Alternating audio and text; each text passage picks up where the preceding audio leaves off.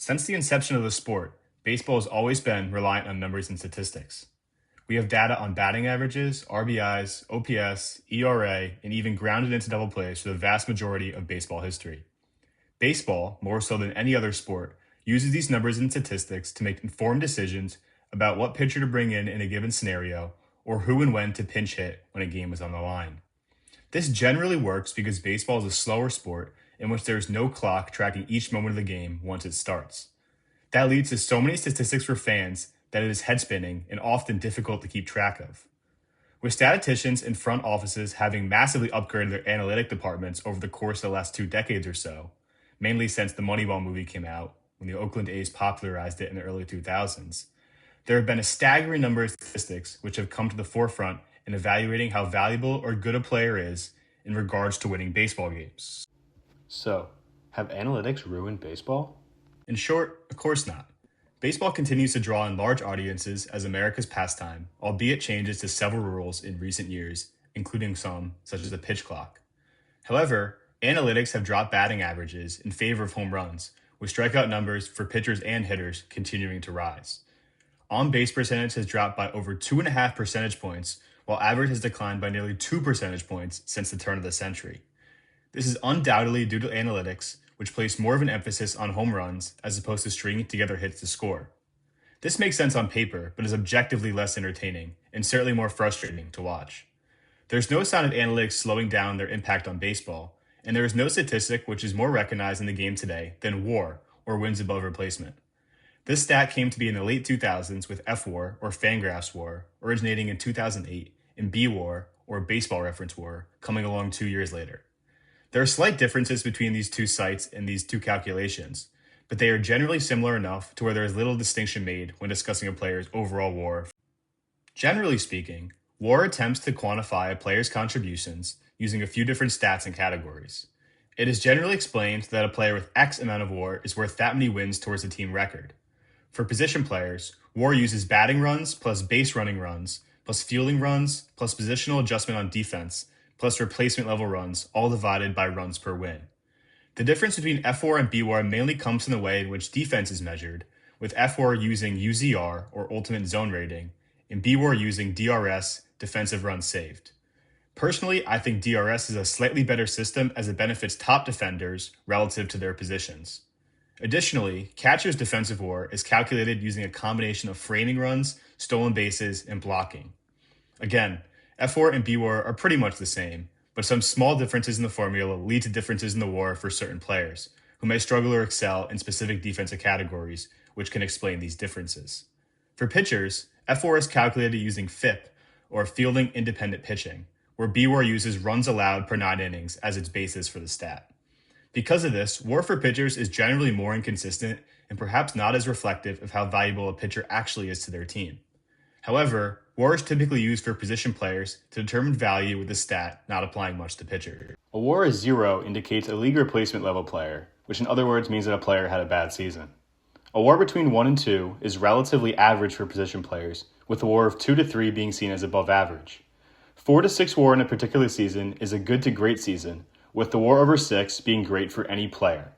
A WAR over 8 in a single season is worthy of MVP candidacy, with players such as Aaron Judge and Shohei Ohtani reaching double digits in recent years. The all-time single record for position players belongs to Babe Ruth at around 14 WAR. Some pitchers have higher WARs from the early days of baseball.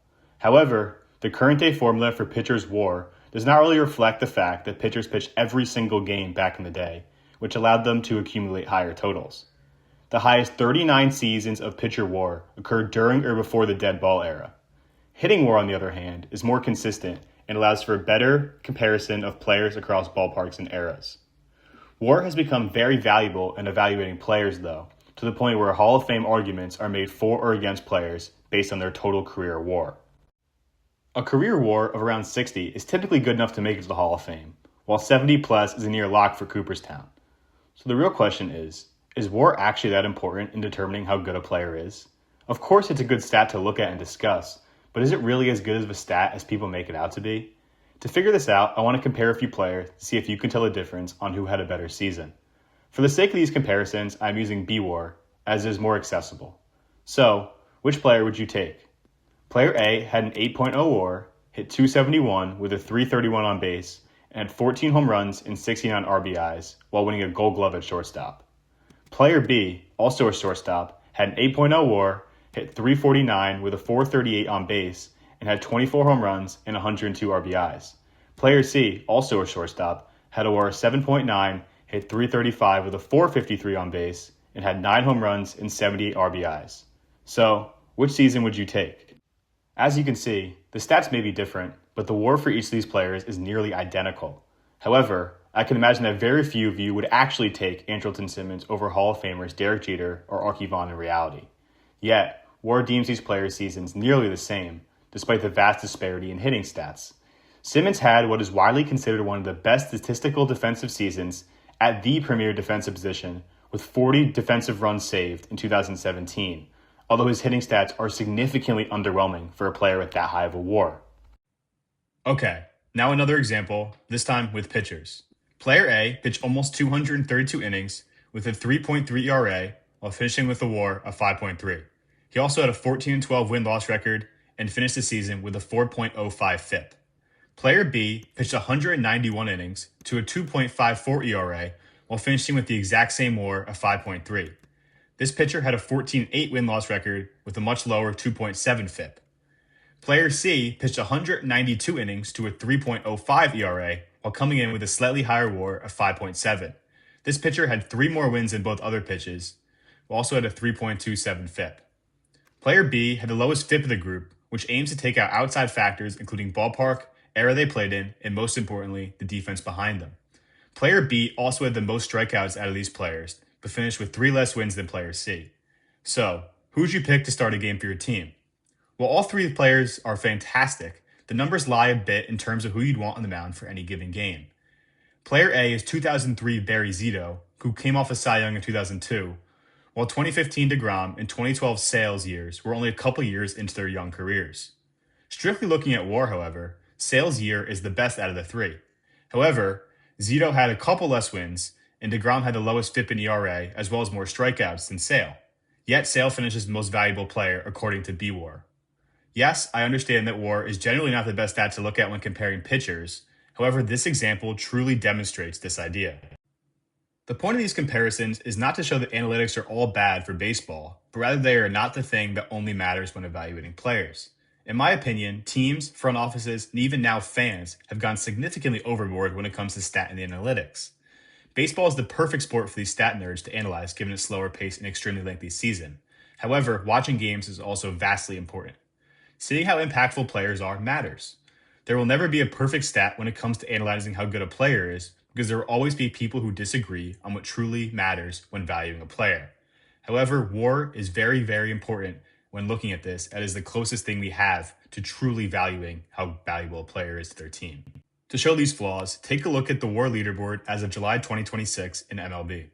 As it stands today in the PCA holds a solid lead on Shohei Ohtani and Christopher Sanchez as the leaders of WAR. Zach Wheeler, Otto Lopez, and Bobby Witt follow closely behind, as they are all within 1 win above replacement of PCA. However, no one would argue that PCA is the best player in baseball, as that distinction belongs to Shohei Ohtani. Similarly, when it comes to giving out awards, WAR is not the be-all, end-all, as Sanchez and Wheeler are not the odds-on favorite or even close to for the NL Cy Young. The favorite in the AL MVP, Yordan Alvarez, comes in on 6th as the best WAR in baseball. While all the previously listed players are having fantastic seasons, no one is arguing that Otto Lopez is a top 5 player in the MLB, and for good reason. He is simply not. So does WAR actually matter in baseball? The short answer is yes, of course it does. While it's not perfect, it is still a great tool to quickly value and compare players across different years, eras, and ballparks. It is a great talking point in arguments and conversations to get your point across. However, in long, it does not matter as much as it made out to be. Numbers can lie. Stats can be easily manipulated. A great way to look at this is looking at the last 15 NL and AL MVPs dating back to 2010 when BWAR originated. Since then, only 17 out of 30 MVPs, excluding the 2020 COVID years, have won the MVP while leading their respective league in WAR. Baseball is a super complex sport which has a stat for any category or part of the game you can possibly imagine. But WAR values things in its own way in an attempt to assess a player, perhaps not accounting for the other important factors which play into the game of separate players, which is why it is not the be-all end-all when figuring out who are the best players and even giving out awards such as MVP. So the next time your friend tells you that a player is better than another player simply because he has a higher WAR, tell them that WAR is not a perfect stat. MVPs are not picked from simply who has the higher WAR total. Cy Youngs are not either. Actually watching games is more valuable than box score watching and looking at important but defining stats like WAR.